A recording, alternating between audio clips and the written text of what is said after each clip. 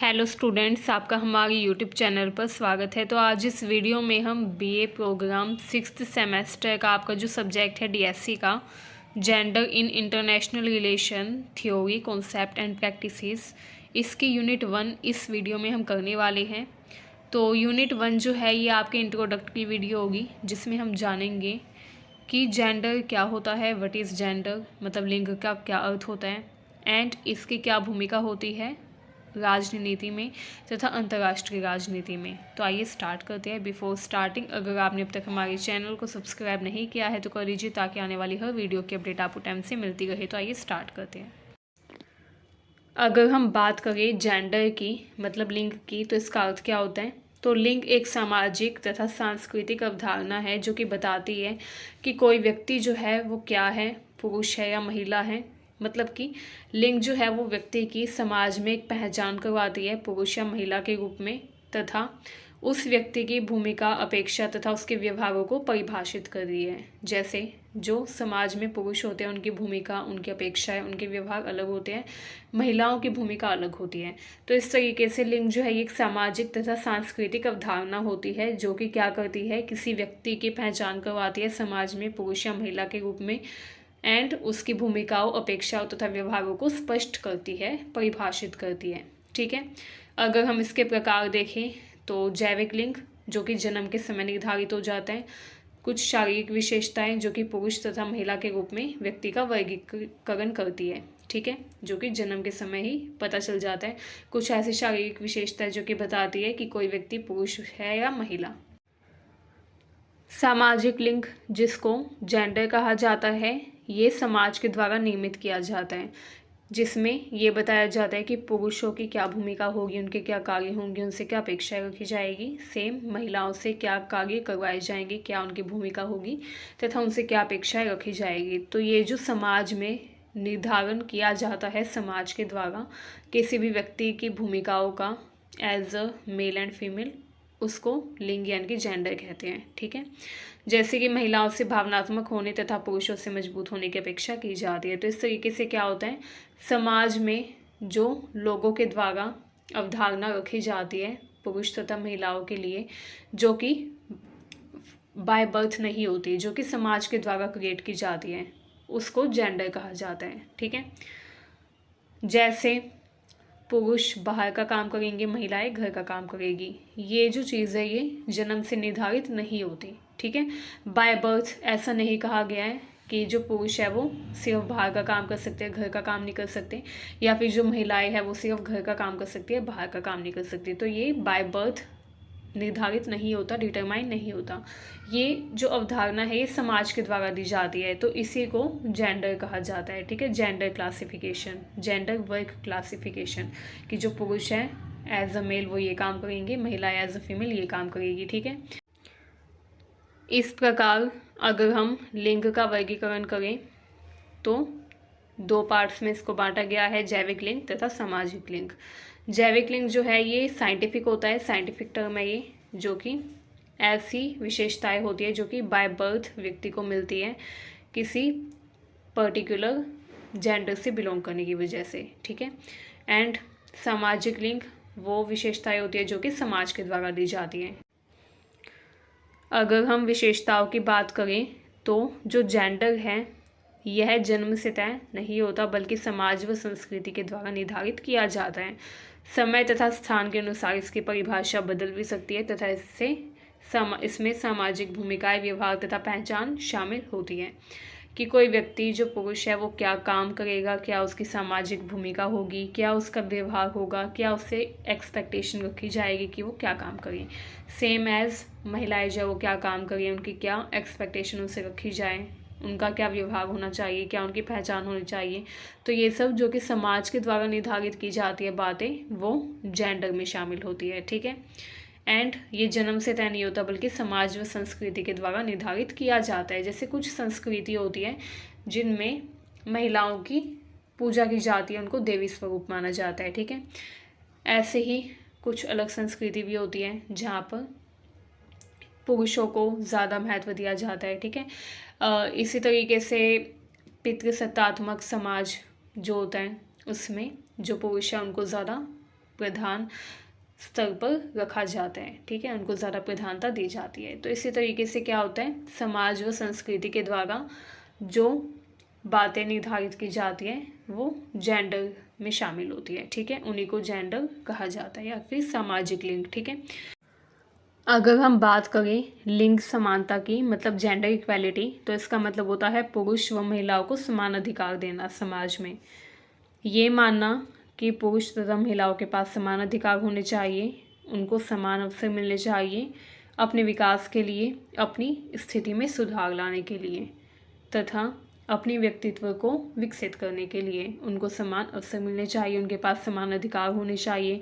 इसके अलावा शिक्षा, रोजगार, राजनीति, इन सब क्षेत्रों में भी पुरुष तथा महिलाओं को समान भागीदारी देना या सुनिश्चित करना कि दोनों की समान भागीदारी हो, इक्वल पार्टिसिपेशन हो, यही लिंग समानता कहलाता है। इसके अलावा लैंगिक भेदभाव व असमानता को समाप्त करना भी इसमें शामिल है कि जो लैंगिक भेदभाव है, जो असमानता है, उसको समाप्त किया जाए।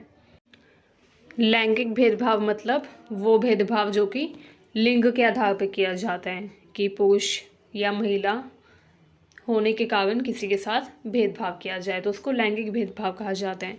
तो लैंगिक भेदभाव तथा असमानता को समाप्त करना भी इसमें शामिल है, ठीक है। इसके अलावा समाज में अलग अलग लिंग की अलग अलग भूमिकाएं होती हैं। कई जगहों पर लैंगिक भेदभाव देखा जाता है जिससे असमानता भी बढ़ सकती है।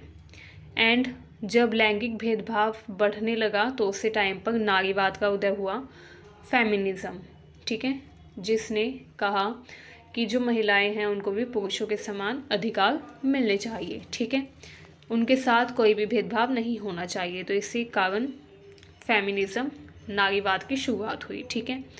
एंड अन्य सामाजिक आंदोलन भी हमें देखने को मिलते हैं जो कि लिंग समानता के लिए प्राचीन काल में होते आए हैं एंड आज भी कई बार होते रहते हैं, ठीक है। आइए हम नेक्स्ट देखते हैं। आइए अब देखते हैं राजनीतिक विज्ञान में, मतलब कि पॉलिटिकल साइंस में लिंग यानी कि जेंडर की क्या भूमिका है। तो पॉलिटिकल साइंस यानी कि राजनीतिक विज्ञान में भी हमको लिंग की काफ़ी ज़्यादा महत्वपूर्ण भूमिका देखने को मिलती है। फर्स्ट आता है राजनीतिक प्रतिनिधित्व। महिलाओं तथा अन्य लिंग पहचानों की राजनीति में भागीदारी जब होती है तो उससे लोकतंत्र और भी ज़्यादा समावेशी बनता है, ठीक है।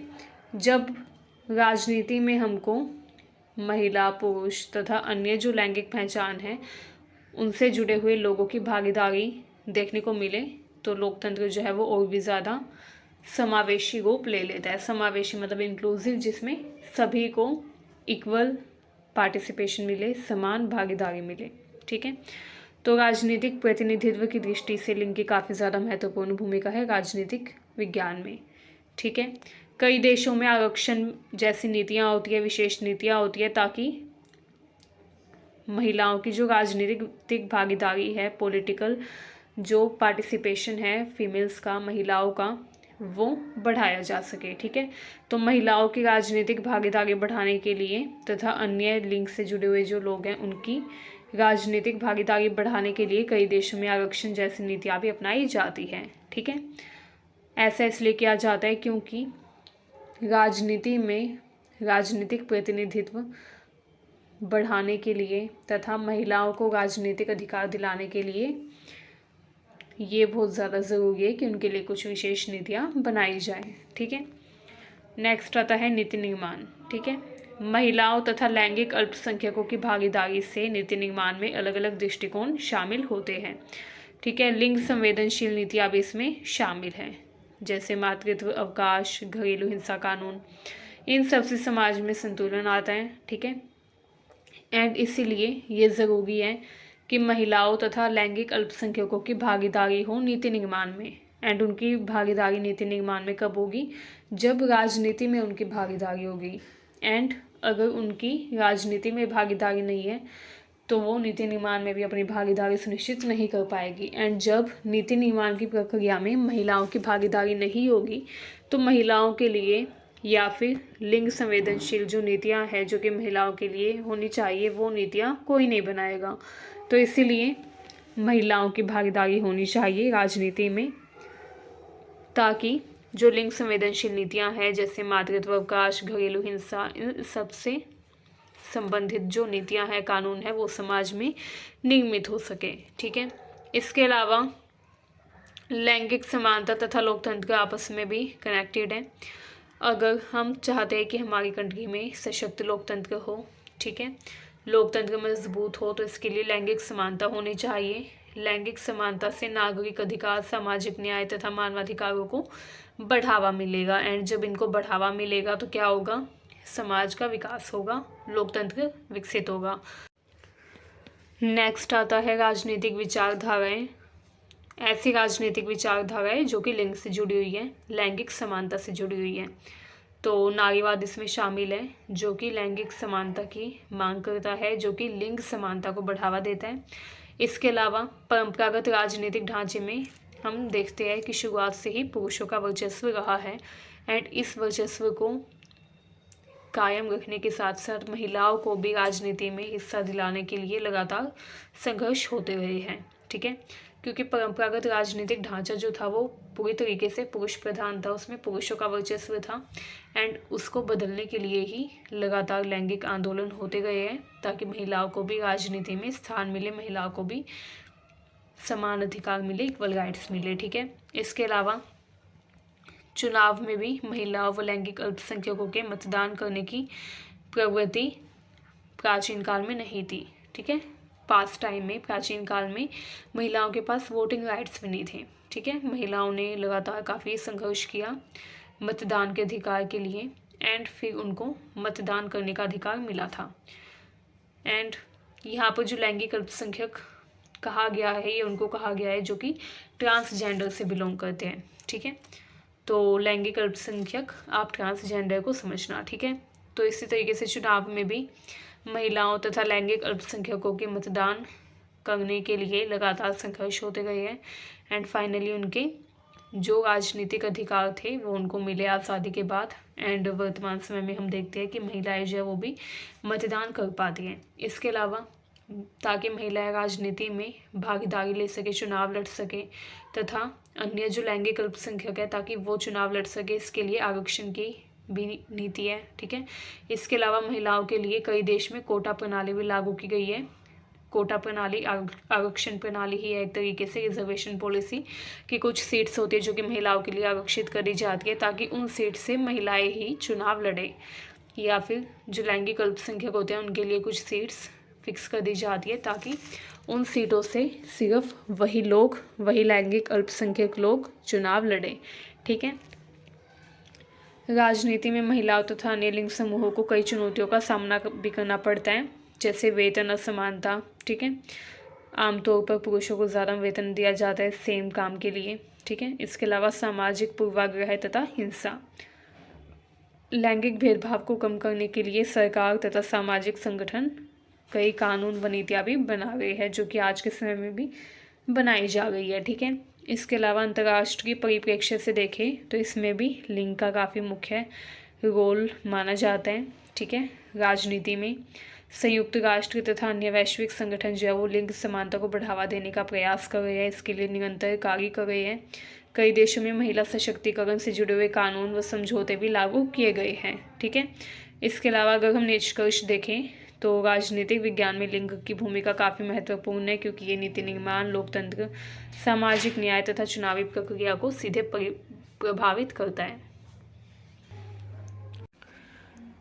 लिंग समानता सुनिश्चित करने से समाज क्या होगा, अधिक समावेशी तथा न्यायपूर्ण बनेगा।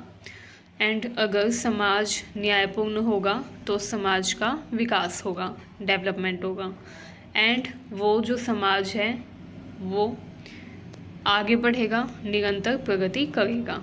ठीक है, आइए अब हम देखते हैं अंतर्राष्ट्रीय राजनीति में लिंग की भूमिका, role of gender in international politics. ठीक है, तो अगर हम अंतर्राष्ट्रीय राजनीति की बात करें तो उसमें क्या भूमिका है लिंग की, तो फर्स्ट आता है नीति निर्माण तथा राजनयिक भागीदारी। महिलाओं तथा अन्य लिंग समूहों की जब राजनीति में या अंतर्राष्ट्रीय नीतियों में भागीदारी होती है तो अंतर्राष्ट्रीय नीतियों में अलग अलग दृष्टिकोण आते हैं। क्योंकि महिलाओं के अलग विचार होते हैं, पुरुषों के अलग विचार होते हैं तथा अन्य जो लैंगिक अल्पसंख्यक हैं उनके अलग विचार होते हैं। एंड जब नीति निर्माण के दौरान, अंतर्राष्ट्रीय राजनीति में नीति निर्माण के दौरान महिलाओं को तथा अन्य लिंग समूहों को नीति निर्माण की प्रक्रिया में शामिल किया जाएगा तो अलग अलग दृष्टिकोण वहाँ पर देखने को मिलेंगे। एंड अलग अलग दृष्टिकोण वाले लोगों के विचारों से एक बेहतर नीति का निर्माण हो पाएगा। कई देशों तथा संगठनों जैसे यूएन, ईयू में लिंग संवेदनशील नीतियाँ लागू की जाती है। एंड अगर लिंग संवेदनशील नीतियाँ लागू करनी है तो उसके लिए ज़रूरी है कि अलग अलग जो लिंग समूह है, महिलाएं या फिर लैंगिक अल्पसंख्यक, उनकी भागीदारी भी सुनिश्चित की जा सके। ठीक है, नेक्स्ट आता है संघर्ष समाधान व शांति निर्माण। जब अंतर्राष्ट्रीय राजनीति में महिलाओं की भागीदारी की जाती है, महिलाओं को अंतर्राष्ट्रीय स्तर पर राजनीति में शामिल किया जाता है तो इससे शांति वार्ताओं तथा संघर्ष समाधान की प्रक्रिया अच्छे से तथा प्रभावी ढंग से पूर्ण हो पाती है। ठीक है, महिलाओं की भागीदारी से शांति वार्ताओं तथा संघर्ष समाधान की प्रक्रियाएं काफ़ी ज़्यादा प्रभावी साबित हुई है। इसके अलावा संयुक्त राष्ट्र सुरक्षा परिषद जो था, इसने महिलाओं की शांति व सुरक्षा में भागीदारी को बढ़ावा दिया। ठीक है, नेक्स्ट है वैश्विक मानवाधिकार तथा लैंगिक समानता। तो वैश्विक स्तर पर हम देखें तो अलग अलग संगठन है जो कि इक्वल राइट्स के लिए क्या करते हैं, लगातार कार्य करते हैं कि महिलाओं तथा पुरुषों को इक्वल राइट्स मिले, समान अधिकार मिले, लैंगिक समानता स्थापित हो सके। ठीक है, तो ऐसे अलग अलग संगठन हैं जो कि वैश्विक स्तर पर कार्य कर रहे हैं, महिलाओं तथा पुरुषों के समान अधिकारों के लिए लगातार आवाज़ उठा रहे हैं। ठीक है, महिलाओं तथा LGBTQ+ समुदाय जो हैं, इसके अधिकार अंतर्राष्ट्रीय मानवाधिकार एजेंडा का महत्वपूर्ण हिस्सा है। संयुक्त राष्ट्र तथा अन्य अंतर्राष्ट्रीय संगठन लैंगिक समानता को बढ़ावा देने के लिए निरंतर अभियान चला रहे हैं। ठीक है, तो इस तरीके से अंतर्राष्ट्रीय स्तर पर अलग अलग संगठन है जो कि लैंगिक समानता सुनिश्चित करने के लिए निरंतर कार्य करते जा रही है। ठीक है, नेक्स्ट आता है आर्थिक विकास तथा वैश्विक राजनीति। तो वो देश जो कि लैंगिक समानता वाले देश है, उन देशों की अर्थव्यवस्था अगर हम देखें तो ज़्यादा समृद्ध तथा ज़्यादा स्थिर देखी जाती है। ठीक है, ऐसे देश जहाँ पर लैंगिक समानता है, उन देशों की अर्थव्यवस्था ज़्यादा स्थिर होती है, ज़्यादा समृद्ध होती है in comparison to those countries which have gender inequality. ठीक है, वो देश जहाँ पर लैंगिक भेदभाव है, उन देशों के मुकाबले वो देश जहाँ पर लैंगिक समानता है वो ज़्यादा प्रगति, ज़्यादा तरक्की करते हैं। महिलाओं के नेतृत्व वाली सरकारें तथा संस्थाएं अधिक समावेशी नीतियाँ लागू करती हैं। ठीक है, इसके अलावा राजनीतिक नेतृत्व तथा प्रतिनिधित्व, इन सब में भी महिलाओं की भूमिका देखी जाती है। अंतर्राष्ट्रीय स्तर पर कई देश है जहाँ पर महिलाएं जो प्रधानमंत्री, राष्ट्रपति तथा अन्य मंत्री पदों पर कार्य कर रही है। ठीक है, नारीवादी विदेश नीति, फेमिनिस्ट फॉरेन पॉलिसी अपनाने वाले देश लैंगिक समानता को प्राथमिकता दे रहे हैं। कुछ ऐसे देश हैं जो कि नारीवादी विदेश नीति को अपनाते हैं, जैसे स्वीडन, कनाडा, जर्मनी, वहाँ पर लैंगिक समानता भी काफ़ी ज़्यादा देखी जाती है। ठीक है, इसके अलावा अगर हम बात करें युद्ध की, तो युद्ध के समय में ज़्यादातर जो समस्याएं हैं वो महिलाओं को झेलनी पड़ती है। सबसे ज़्यादा महिलाएं तथा बच्चे जो वो प्रभावित होते हैं युद्ध के समय तथा शरणार्थी संकट के समय। अंतर्राष्ट्रीय संगठन लैंगिक आधारित हिंसा तथा शोषण को रोकने के लिए निरंतर नीतियां बनाने का प्रयास कर रहे हैं ताकि युद्ध के दौरान या फिर अगर कभी शरणार्थी संकट आ जाए, जब एक देश की जनता को दूसरे देश में शरणार्थी बनना पड़े, तो ऐसे टाइम में महिलाओं को ज़्यादा समस्या ना झेलनी पड़े। ठीक है, अंतर्राष्ट्रीय समझौतों की अगर हम बात करें, नीतियों की बात करें, तो उनमें भी लिंग पर काफ़ी ज़्यादा ध्यान दिया जाता है। जलवायु परिवर्तन, सतत विकास, वैश्विक स्वास्थ्य, ये सब जो मुद्दे हैं इनमें महिलाओं की भागीदारी को महत्वपूर्ण माना जाता है। लिंग संवेदनशील नीतियाँ अंतर्राष्ट्रीय संगठनों के लिए काफ़ी ज़्यादा प्राथमिकता वर्तमान समय में बन गई है। तो इस तरीके से अंतर्राष्ट्रीय राजनीति में भी हमको लिंग की भूमिका काफ़ी महत्वपूर्ण देखने को मिलती है, जो कि शांति निर्माण, मानवाधिकार, नीति निर्माण तथा वैश्विक विकास को प्रभावित करता है। लैंगिक समानता सुनिश्चित करने से न केवल देशों की आंतरिक राजनीति मजबूत होती है, बल्कि वैश्विक स्थिरता तथा समृद्धि भी बढ़ने लगती है। ठीक है, हमारा नेक्स्ट टॉपिक है अंतर्राष्ट्रीय संबंधों में लिंग का अध्ययन क्यों आवश्यक है। Why to study gender in IR, मतलब कि इंटरनेशनल रिलेशन में जेंडर की स्टडी करना क्यों ज़रूरी है। तो पहला आता है नीति निर्माण में समावेशिता। अगर हम चाहते हैं कि नीति निर्माण करते समय हमको अलग अलग विचारधाराएं, अलग अलग दृष्टिकोण के बारे में ज्ञान मिले, अलग अलग लोगों के विचारों के बारे में जानने को मिले, तो नीति निर्माण के टाइम स्पेशली अलग अलग लिंग से संबंधित लोगों को भागीदारी देना काफ़ी ज़्यादा ज़रूरी होता है। क्योंकि जब नीति निर्माण के दौरान क्या किया जाता है, महिलाओं को तथा अन्य लैंगिक अल्पसंख्यकों को शामिल किया जाता है, तो इससे नीति निर्माण और भी ज़्यादा समावेशी बन जाता है। क्योंकि उस टाइम पर सभी के दृष्टिकोणों को शामिल किया जाता है, ध्यान रखा जाता है नीति निर्माण करते समय, चाहे वो महिलाएं हो चाहे लैंगिक अल्पसंख्यक हो। ठीक है, स्पेशली लिंग संवेदनशील नीतियाँ बनाते समय या फिर महिलाओं के लिए नीतियाँ बनाते समय, या फिर जो वैश्विक मुद्दे हैं जैसे युद्ध, शांति, मानवाधिकार तथा विकास, इन सब के बारे में नीति बनाते समय ये ज़रूरी होता है कि महिलाओं को तथा लैंगिक अल्पसंख्यकों को स्थान दिया जाए। ठीक है, ताकि नीति निर्माण समावेशी बने। महिलाओं तथा अन्य लिंग पहचानों की भागीदारी से व्यापक दृष्टिकोण जानने को मिलते हैं। नेक्स्ट आता है शांति व सुरक्षा। ठीक है, संयुक्त राष्ट्र सुरक्षा परिषद के संकल्प 1325 के अनुसार महिलाओं की भागीदारी शांति, वार्ताओं तथा संघर्ष समाधान को अधिक प्रभावी बनाती है। ठीक है, महिलाओं की भागीदारी से शांति वार्ता जो है वो और भी ज़्यादा प्रभावी हो जाती है, संघर्ष का समाधान करना और भी ज़्यादा आसान हो जाता है। इसके अलावा युद्ध व आतंकवाद के प्रभाव को समझने के लिए तथा उनको कम करने के लिए भी लिंग अध्ययन की काफ़ी ज़्यादा महत्वपूर्ण भूमिका मानी जाती है। ठीक है, नेक्स्ट आता है मानवाधिकार व लैंगिक न्याय। अंतर्राष्ट्रीय स्तर पर महिलाओं तथा LGBTQ+ समुदाय, ये जो LGBTQ समुदाय है ये डिनोट करता है अलग अलग समुदायों को। ठीक है, अलग अलग विशेषताओं वाले लोगों को, जैसे लेस्बियन, G से गे, B से बाइसेक्सुअल एंड T से ट्रांसजेंडर। ठीक है, तो बेसिकली LGBTQ का मतलब ये है। एंड अंतर्राष्ट्रीय स्तर पर निरंतर महिलाओं तथा LGBTQ समुदाय के जो लोग हैं उनके लिए नियम कानून बनाए जाते हैं तथा उनको समान अधिकार दिलाने के लिए लगातार प्रयास किया जाता है।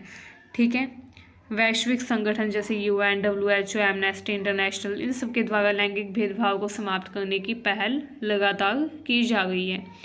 ठीक है, इसके अलावा वैश्विक अर्थव्यवस्था तथा विकास के लिए भी अगर हम देखें तो लैंगिक समानता वाले देशों की अर्थव्यवस्था हमको ज़्यादा अच्छी देखने को मिलती है। तो ये भी हमको बताता है कि अंतर्राष्ट्रीय स्तर पर या अंतर्राष्ट्रीय संबंधों में लिंग का कितना बड़ा रोल है। ठीक है, इसके अलावा कई ऐसे देश हैं जैसे स्वीडन, कनाडा, जर्मनी, जहाँ पर नारीवादी विदेशी नीतियाँ हैं, महिलाओं के नेतृत्व वाली सरकारें हैं। ठीक है, एंड सस्टेनेबल डेवलपमेंट एंड जलवायु परिवर्तन, क्लाइमेट चेंज, ये जो महत्वपूर्ण मुद्दे हैं इनके बारे में भी नियम कानून बनाते टाइम ये ज़रूरी होता है कि महिलाओं की भागीदारी हो, क्योंकि महिलाओं की भागीदारी से जलवायु नीति या फिर अन्य जो नीतियाँ हैं वो ज़्यादा प्रभावी बन पाएगी। ठीक है, इसके अलावा शरणार्थी संकट तथा मानवीय सहायता की अगर हम बात करें तो इसके लिए भी काफ़ी ज़्यादा ज़रूरी है कि लिंग का अध्ययन किया जाए। ठीक है, युद्ध तथा प्राकृतिक आपदाओं में महिलाओं व बच्चों को विशेष चुनौतियों का सामना करना पड़ता है, इसीलिए अंतर्राष्ट्रीय संबंधों में लिंग अध्ययन से शरणार्थी व मानवीय सहायता कार्यक्रम अधिक प्रभावी बनाए जा सकेंगे। तो ये भूमिका थी अंतर्राष्ट्रीय संबंधों में लिंग की। ठीक है, एंड इसीलिए हमको अंतर्राष्ट्रीय संबंधों में लिंग का अध्ययन करना चाहिए, ताकि इन सब के बारे में हमको ज्ञान मिल सके, नॉलेज मिल सके। ठीक है, निष्कर्ष की बात करें तो अंतर्राष्ट्रीय संबंधों में लिंग का अध्ययन महत्वपूर्ण है, क्योंकि यह वैश्विक राजनीति, शांति व सुरक्षा, मानवाधिकार, अर्थव्यवस्था तथा सतत विकास को प्रभावित करता है। ठीक है, लैंगिक समानता से अंतर्राष्ट्रीय सहयोग व स्थिरता को बढ़ावा मिलता है, जिससे एक अधिक न्याय संगत विश्व बनाया जा सकता है। सो आज के लिए बस इतना ही। यहीं पर यूनिट 1 हमारी कंप्लीट होती है। आई होप ये वीडियो आपको अच्छी लगी। नेक्स्ट वीडियो में हम नेक्स्ट टॉपिक करेंगे। अगर आपको वीडियो अच्छी लगी हो तो चैनल को सब्सक्राइब करें, वीडियो को शेयर करें। Thank you.